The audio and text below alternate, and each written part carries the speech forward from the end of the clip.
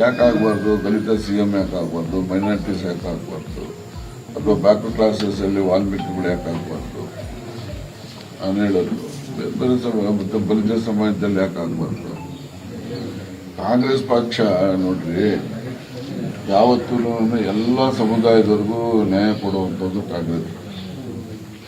ನಾನು ಕಾಂಗ್ರೆಸ್ಸಲ್ಲಿ ಒಂದೊಂದ್ಸರಿ ಬೈತೀನಿ, ಬೇರೆ ವಿಚಾರ. ಆ ವಿಷಯಕ್ಕೆ ಸೀಮಿತವಾಗಿ ಇದೊಂದು ಅಸಮಾಧಾನ ಅಷ್ಟೇ.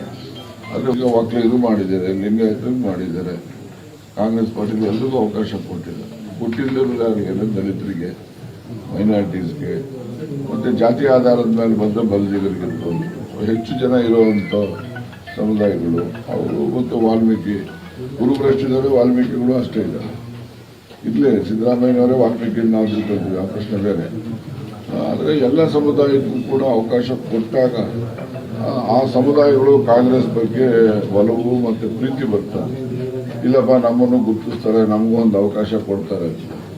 ಇವರು ತಿರ್ಗಾ ಈ BJP JDS ಮಾಡ್ದಂಗೆನೆ BJP ಬಂದ ಲಿಂಗಾಯತರು, JDS ಬಂದರೆ ಒಕ್ಕಲಿಗರು ಮುಖ್ಯಮಂತ್ರಿ ಅಂದರೆ ಜನಗಳಲ್ಲಿ ಬೇರೆ ಸಮುದಾಯದವರಿಗೆ ನ್ಯಾಯ ಏನು ಕೊಟ್ಟಂಗೆ ಆಗ್ತದೆ?